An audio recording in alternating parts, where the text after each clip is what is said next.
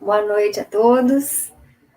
Mais um dia dos nossos estudos rápidos nesta semana. Nós que estamos na aula 122, estudando capítulo 8 da segunda parte do Livro dos Espíritos, que tratou da emancipação da alma. Nós iniciamos ontem uma análise sobre o resumo teórico que Kardec apresenta no final desse capítulo. Encerrando esse capítulo, justamente trazendo variadas informações da palavra de Kardec sobre o sonambulismo, o êxtase e a dupla vista. Bom, então vamos dar continuidade à análise desse resumo teórico. Como eu falei ontem para vocês, são várias páginas, é um resumo extenso. Ficaria muito cansativo para mim lê-lo para vocês, né? Aqueles que tiverem interesse, leiam em casa, são informações muito interessantes. E aqui para vocês eu trouxe alguns pontos que eu ressalto. Bom, nós falamos bastante ontem de sonambulismo, que na verdade Kardec nesse resumo, ele fala primeiramente do sonambulismo, depois ele fala um pouquinho do êxtase, e depois ele vai falar da dupla vista. Então, nós ainda estamos comentando as características do sonambulismo, para quem está chegando aqui hoje, o que se caracterizava, que era chamado por Kardec de sonambulismo no século XIX, hoje por nós é adotado o termo desdobramento. Então, é o desdobramento astral, projeção da consciência, expansão da consciência, é neste entendimento, ok? Então, vamos continuar. Assim, certos sonâmbulos revelam conhecimentos acima do grau de instrução que possuem, e mesmo superiores às suas aparentes capacidades intelectuais. Nós comentamos um pouco ontem que nas nossas experiências variadas pela lei da reencarnação, ou seja, nas nossas idas e vindas, tanto no plano físico de matéria densa em que nos encontramos, como também na erraticidade ou nos planos espirituais, nós estamos em constante aprendizado, em constante aprimoramento. Então, a vida é única. Nós temos uma única vida, uma vez que fomos criados pelo Pai, pela inteligência suprema, e não temos fim, não é? Nós somos imortais. Então, a vida ela é única, mas são variadas as experiências a fim de que o espírito se melhore, se aprimore, evolua, a fim de que ele conquiste as virtudes que Jesus exemplificou e ensinou. Então, diante desse fato, nós, que somos espíritos milenares, podemos certamente afirmar que temos uma bagagem imensa decorrente destas experiências do nosso pretérito espiritual. Nós já estivemos em variados lugares. A probabilidade de que sejamos espíritos originários, inclusive, de outros sistemas solares, é enorme. Então, nós já fomos de muitas nacionalidades, já falamos muitas línguas, já erramos e acertamos, já defendemos e lutamos contra várias contextualizações nesta humanidade. Então, temos uma bagagem extensa de conquistas, de conhecimento no campo do intelecto e de aprendizado relativo no campo moral. Por que eu falei aprendizado relativo? Porque eu só poderia afirmar para vocês que já temos grandes conquistas morais se nós não estivéssemos ainda vinculados a um planeta de provas e expiações. A nossa característica, que ainda estamos num planeta, como eu afirmei ontem, de mais de 70% de indiferentes, ou daqueles que cultivam o mal, como nós ainda estamos vinculados a essa atmosfera, isso é indicativo imperioso de que não temos ainda significativo avanço moral. Agora, intelectual a gente já tem, isso a gente pode ver. Se eu afirmasse o contrário para vocês, eu estaria mentindo. Passem a olhar para as conquistas da medicina, da engenharia, da arquitetura, da astrofísica, da engenharia genética, etc, etc, etc. O homem já conquistou muito, mas no campo moral, infelizmente, nós ainda permanecemos basicamente os mesmos. Carentes, frágeis, a nossa fé ainda vacila. Não é? Nós conhecemos muito, mas praticamos ainda pouco. Querem um exemplo? Eu tenho absoluta certeza que todos vocês que participam aqui, que primeiramente são cristãos, alguns espíritas, outros não espíritas, tomando contato, talvez pela vez primeira, com a doutrina espírita, nós todos já sabemos de antemão da prioridade de se perdoar o semelhante. É uma lei que Jesus reafirmou. E, no entanto, apesar de nós conhecermos os benefícios do perdão, ainda nos é difícil realizar o perdão.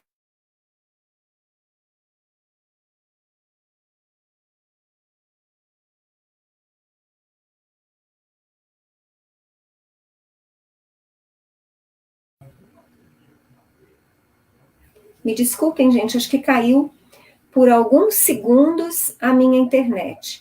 A Denise e o Anderson Mazeu, vocês podem me dar um ok? Agora vocês ainda estão me escutando? Porque aqui a minha tela ficou toda preta, eu reiniciei, aparentemente para mim agora normalizou. Se vocês puderem, me dê um ok, por favor, só para mim poder prosseguir. Bom, então vamos continuar. Então, nós já sabemos muito. O nosso conhecimento no campo teórico já é bastante significativo. No entanto, na nossa vida, nós ainda temos dificuldade de vivenciar estas lições aprendidas. Ok, Denise, obrigada, viu, gente? Desculpa, eu não sei porquê, deve ter sido falha da internet aqui de casa. Bom, então, quando os espíritos afirmam que certos sonâmbulos revelam conhecimentos acima do grau de instrução que eles possuem, ou mesmo superiores às suas aparentes capacidades intelectuais, eles estão nos falando que a nossa realidade como espíritos imortais é de muito maior conhecimento do que a de homens e mulheres que, ora, estamos encarnados.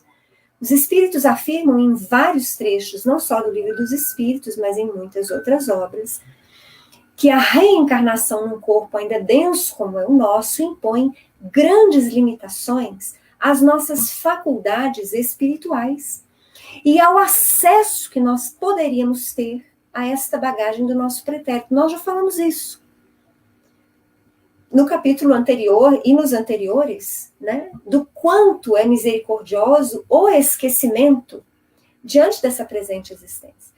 Uma vez que a evolução do espírito é uma constante, uma vez que, pelo raciocínio lógico, nós não conseguimos realizar todas as conquistas virtuosas exemplificadas por Jesus em uma única vida, seja ela de 50, 70, 80, 100 anos, não dá. Fica muito claro para nós que há, então, um aprendizado contínuo em variadas experiências. E nessas variadas experiências, o corpo, ainda denso, do qual nos utilizamos na Terra, impõe limitações ao acesso a este passado que permanece guardado nos recônditos do nosso ser. Ele se encontra no inconsciente. Ele não está no corpo físico. Está na alma, no espírito. E segundo o entendimento que nós podemos depreender dos esclarecimentos que os espíritos nos prestam, quando o espírito evolui mais e mais, ele passa a utilizar-se de corpos físicos cada vez mais aprimorados e sutis. Ou seja, em planetas mais evoluídos, nós não vamos ter a mesma conformação de matéria densa, bruta, como nós temos aqui na Terra. Nós vamos ter corpos, segundo os espíritos, mais belos, mais harmonizados, que combinam, inclusive, com uma alimentação muito mais suave, muito mais leve. Então, estes corpos aprimorados que teremos um dia, não sei se na Terra, ou se em outras casas do Pai, estes corpos, quanto mais sutis, mais possibilidades eles abrem para o acesso do espírito ao seu arquivo integral. Por ora, nós não temos esse acesso. Muito raramente nós temos acesso através de flashes deste passado. Às vezes, desafios críticos das nossas vidas, quando nós temos um pensamento, uma vaga ideia, um sonho ou pesadelo, de que aquilo que estamos atravessando tem um motivo. Porque a verdade é que nada é por acaso. Nenhuma dificuldade, nenhum desafio que atravessamos é por acaso. Não existe endereço errado na sabedoria infinita divina. Não existe justiça imperfeita divina. A justiça do homem pode ser imperfeita, mas a de Deus não. Porque senão não seria Deus. Então esse que é o Pai de amor infinito, de igualdade absoluta, o Pai que cria todos os seus filhos com o mesmo amor, ele destina todos os seus filhos, a todos eles igualmente, a felicidade. E a evolução, a perfectibilidade. Então não há diferenças na criação divina. Não há aplicações distintas da lei divina em relação aos filhos que somos nós. Ou seja, como as diferenças que se nos apresentam na vida cotidiana são muitas, a lógica diz que se não plantamos nesta vida, em outra deve estar o plantio. Porque a colheita será conforme o plantio.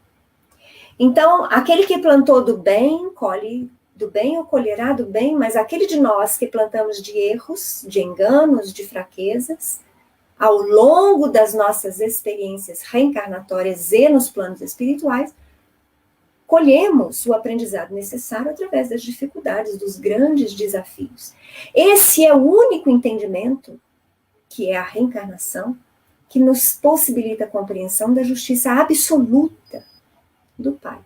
Então, os sonâmbulos, isso é absolutamente comum, quando em desdobramento, uma vez que estão, digamos assim, descolados do corpo físico, muitas vezes, eles apresentam um conhecimento maior do que possuíam na vigília. Né? Mas por que isso? Pode acontecer 3 situações. Ou ele, seu espírito, tem conhecimentos superiores ao que o homem tem durante a vigília, ou ele conta, fala ou repassa aquilo que ele está aprendendo dos espíritos. Ou terceiro, ele está simplesmente aprendendo e sendo instrumento intermediário do ensino dos espíritos aos encarnados, através de conselhos. Então, é absolutamente natural que nós encontremos esta realidade. Se nós analisássemos cada obra das que foram psicografadas pelo Chico, já superam hoje mais de 550 livros. Seria humanamente impossível a sua inteligência, que só estudou até a 4ª série primária, ter feito tudo aquilo sozinho. E essa é uma constatação de críticos famosos, pertencentes inclusive à Academia Brasileira de Letras. Foram tantos os estilos psicografados por Chico, tantas mensagens que vão do cunho amoroso, religioso, ao cunho científico, com a utilização de palavreado característico da medicina, ou da física, ou da química, que não dá para entender se nós restringirmos o nosso olhar. Então, isso que os espíritos colocam é para que ampliemos o olhar. Então, estas que são aparentes diferenças entre aquilo que o espírito é durante a vigília, ou seja, acordado, e aquilo que ele transmite quando durante o desdobramento, muitas vezes é justamente por isso, porque o corpo físico nos limita sobremaneira. E fato é que, apesar de nós estarmos na nossa melhor apresentação, como eu costumo brincar com vocês, essa é a nossa melhor apresentação. Fato é que nós ainda, aqui encarnados, não podemos acessar a nossa bagagem espiritual. Só temos flashes dela e nos é possibilidade da continuidade do aprendizado. Bom, o sonâmbulo, assim, pode aurir conhecimentos da sua própria experiência, da sua clarividência relativa às coisas presentes ou dos conselhos que receba de outros espíritos. Então, nós vamos ter o trabalho do médium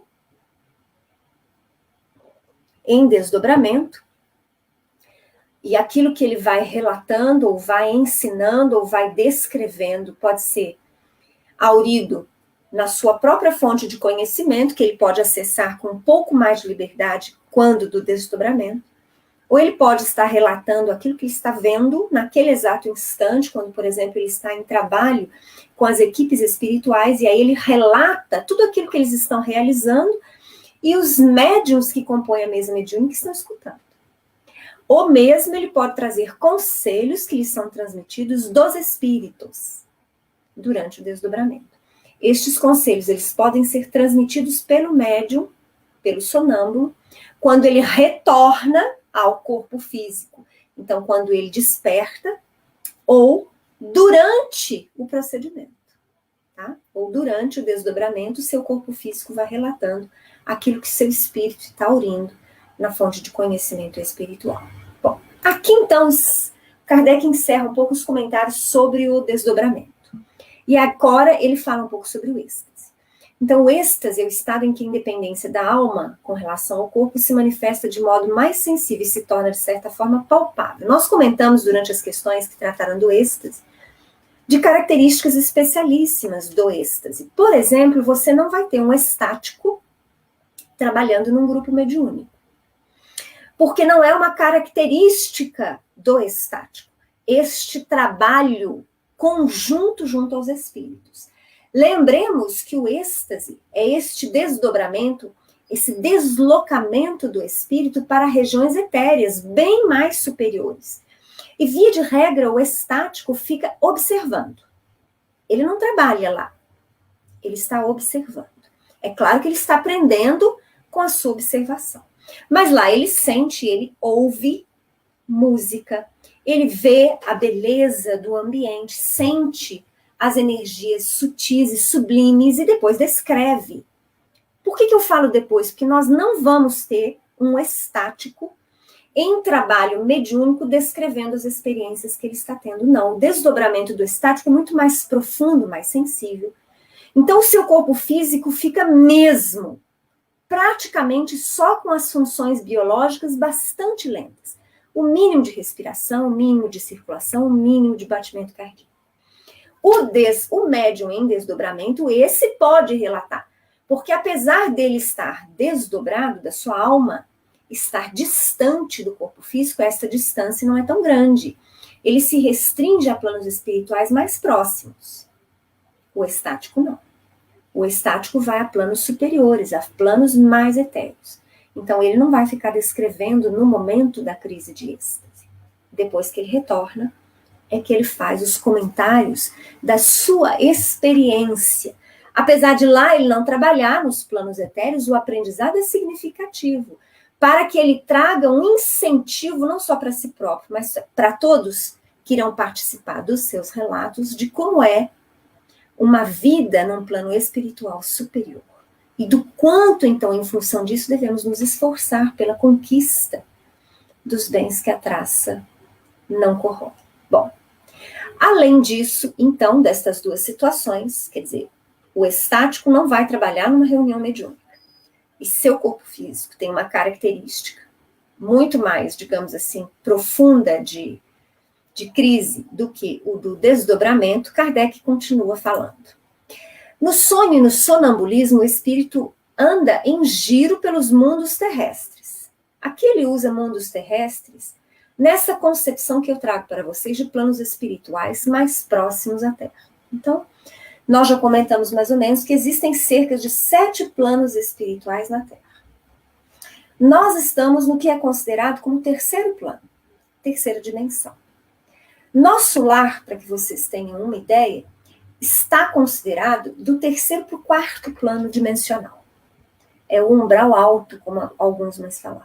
Mas nós temos mais 2 planos espirituais inferiores, que são as trevas e os abismos. Então, o médium que trabalha em desdobramento vai acessar essas regiões. Muitas vezes aquelas regiões mais inferiores, ele não pode ir. Isso vai depender das suas características, das suas faculdades mediúnicas especialíssimas. E, claro, da sua preparação, do grupo com o qual ele trabalha de espíritos desencarnados. Então, esse médium em desdobramento, ele vai, digamos assim, andar desdobrado, guiado por essa equipe espiritual a qual ele participa dos trabalhos, mas não vai se distanciar muito deste plano material que equivale mais ou menos a um umbral médio, vamos dizer assim. Tá? Já o estático não. O estático vai a uma distância muito grande, que é a segunda afirmação de Kardec. No êxtase, penetra em um mundo desconhecido dos espíritos etéreos, sem que possa ultrapassar certos limites. Por que que o estático não pode atravessar certos limites? Diz Kardec que porque se ele transpusesse, totalmente se partiriam os laços que o prendem ao corpo. Porque lembrem-se que eu afirmei agora há pouco, que a situação do corpo físico do estático é mais delicada do que a do médium em desdobramento. Ele conserva das suas faculdades biológicas quase um stand-by, ou seja, funciona o mínimo possível. E a distância que o seu espírito toma do corpo físico é maior. Ligado a isso tem o fato de que muitas vezes o estático se encanta tanto, se maravilha tanto pelo plano superior, que ele se deixa levar pela empolgação, e muitas vezes parte dele a vontade de não retornar ao plano físico. E aí que muitas vezes Kardec afirma, nós vimos nas questões anteriores, que às vezes é necessário você ter alguém próximo e chamar ele de volta. Porque os seus laços, quer dizer, os laços que ligam o espírito do estático ao corpo físico, que está lá praticamente em stand-by, são muito mais suaves. Então, se ele ultrapassa certos limites, ele pode vir a, digamos assim, interromper o seu fio de prata e fazer com que o seu corpo morra. Bom. No êxtase, o aniquilamento do corpo é quase completo, é isso que eu estou falando com vocês. Ele usa o termo aniquilamento, mas é porque ele quer dizer que quem dá a vida é o espírito, né? Então, tanto no desdobramento quanto no êxtase, nós vamos ter as funções biológicas continuadas, porque o espírito permanece ligado através do fio prateado de incontáveis, milhares de outros tenuíssimos fios, porque o perispírito é ligado em absoluto ao corpo físico. Eu já comentei isso, mas vale a pena comentar de novo. Nós falamos muito no fio prateado, né, no cordão de prata, porque ele é visível aos médiuns clarividentes. E ele é visível aos espíritos desencarnados. Então, eles facilmente detectam no plano espiritual um espírito que ainda esteja encarnado, por conta desse cordão prateado, desse fio prateado, né? Mas a verdade é que cada molécula do nosso perispírito está ligada a uma molécula do nosso corpo físico. Então, são incontáveis filamentos de ligação eletromagnética que possuímos. Então, estas ligações permitem que as funções biológicas sejam mantidas. No entanto, no êxtase, essas funções se encontram, digamos assim, muito mais suaves do que em outras, do que durante o exercício de outras faculdades mediúnicas, inclusive do desdobramento. Dizem eles ainda, fica-lhe somente a vida orgânica, sente-se que a alma pode desprender-se sente-se que a alma prende-se somente por um fio. Sente-se, não quer dizer que está ligado só por um fio. Tá? Mas é uma ligação mais suave do que a que nós temos durante o exercício de outras faculdades mediúnicas. Nesse estado, desaparecem os pensamentos terrestres, cedendo lugar ao sentimento apurado. Por isso, o estático encara a vida apenas como paragem momentânea, considera tudo como incidentes fúteis. Então, quando o estático tem essa oportunidade de ser levado a estações superiores, etéreas, espirituais, a energia que lá ele encontra é tão sutil, é tão plena, tão harmônica, que por aquele tempo ele se esquece dos desafios e das dificuldades da vida física. E ele então sente, muito mais do que vê, o quanto as nossas preocupações do cotidiano no mundo físico são insignificantes, diante da grandeza da vida, da beleza destes planos siderais, não é? Da música inenarrável que ele ouve, do sentimento de paz, de amorosidade, de respeito, de tolerância, que ele absorve por todos os seus poros perispirituais, porque está em toda parte. A bondade o circunda, o amor pleno está ao seu redor e ele sente isso. E quando ele sente isso, se depara, quando ele visualiza, sente tudo aquilo que nós podemos definir como belo, bom e o justo, ele se apercebe da insignificância das dificuldades no plano físico e da temporariedade, que é tudo isso aqui. Assim como os sonâmbulos, os estáticos podem variar sua lucidez e o espírito pode estar mais apto ou menos para compreender as coisas, conforme seja mais ou menos elevado. Bom, a faculdade do estático é também uma faculdade característica do seu corpo físico, do seu espírito, como todas as demais faculdades anímicas ou mediúnicas. Então, o que Kardec está dizendo aqui é que também esta faculdade não é sinônimo de espírito puro. Não. Ele só tem essa faculdade. E verdade é que a lucidez do estático também pode variar muito, assim como a compreensão das coisas que ele tem. Nós já falamos aqui sobre a limitação da nossa linguagem. E falamos também que aquilo que nós descrevemos, do que estamos vendo, do que estamos ouvindo, né? A nossa interpretação leva em consideração o nosso perfil, a nossa educação, a nossa cultura, as nossas crenças. Tudo isso influencia na interpretação e na descrição dos fatos da nossa vida cotidiana. Então, isso também vai acontecer nas experiências dos estáticos. Então, por que não há elementos de comparação? Porque nós estamos muito distantes ainda de compreender como seja um plano espiritual etéreo e sutil, lá da do sétimo dimensão espiritual da Terra. E estamos falando só de Terra, não estou ampliando a visão não, estou ficando mais na Terra.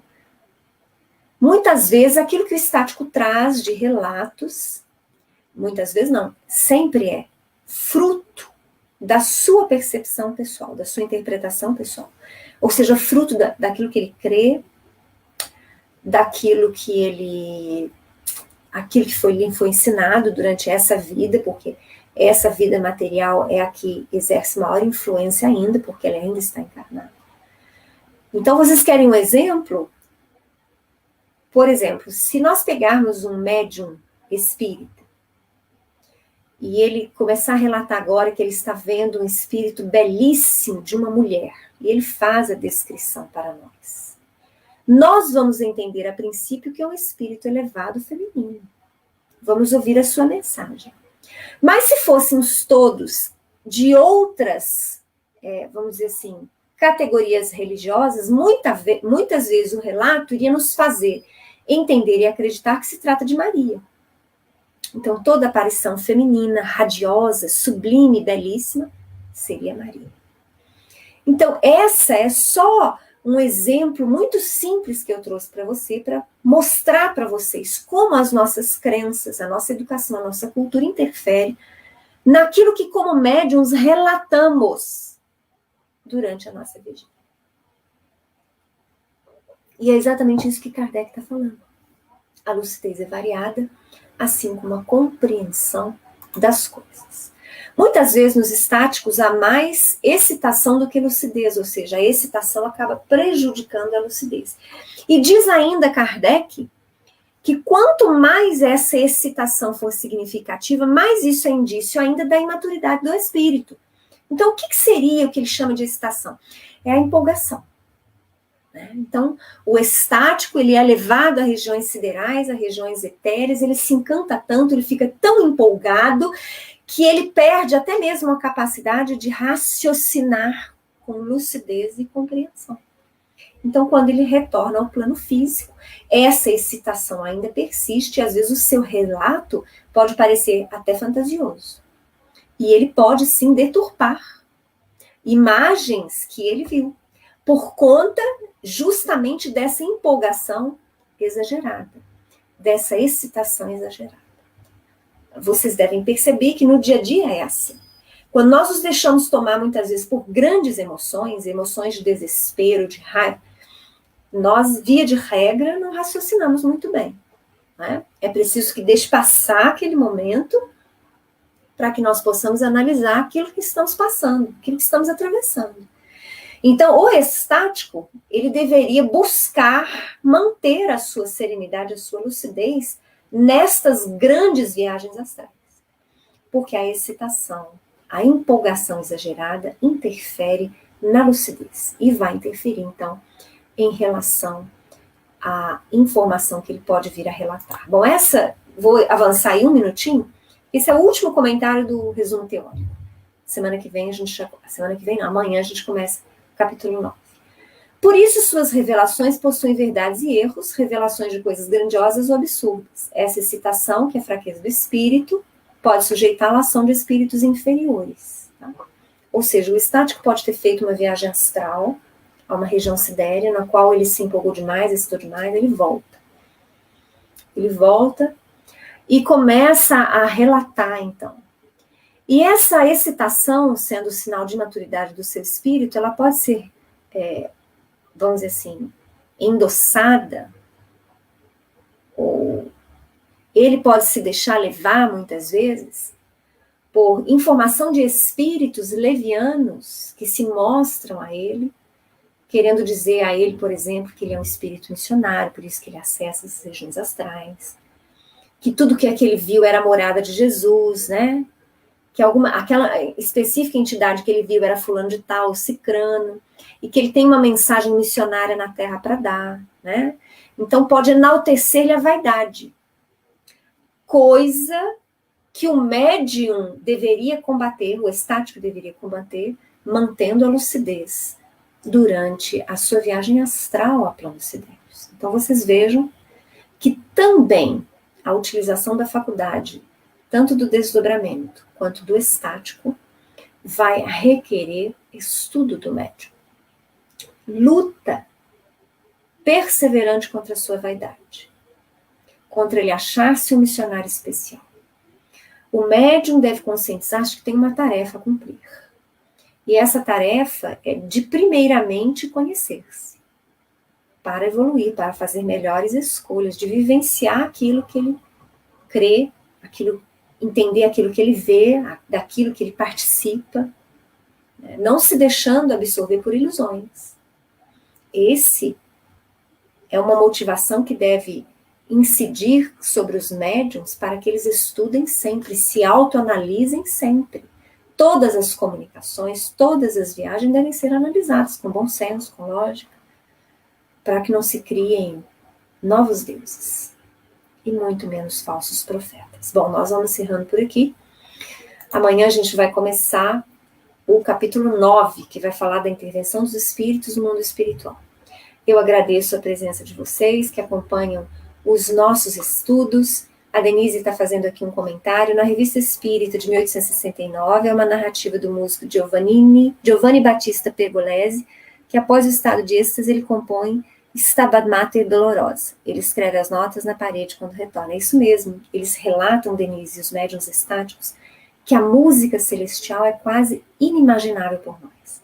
Eu tenho a impressão que essa música que ele compôs deve ter sido inspirada em algo que ele ouviu, mas certamente não possui 100% da beleza celestial daquilo que ele ouviu. Incrível, né? Beethoven era um também, que dizia que ouvia toda a música no seu plano mental, por isso que ele compôs a Nona Sinfonia, surdo já. Ele ouvia toda a música e transcrevia para o papel. De onde será que viriam essas melodias maravilhosas que Beethoven compôs? Daqui é que não era, né, gente? Eu agradeço a presença de todos vocês e os aguardo amanhã às 7 horas. Grande abraço.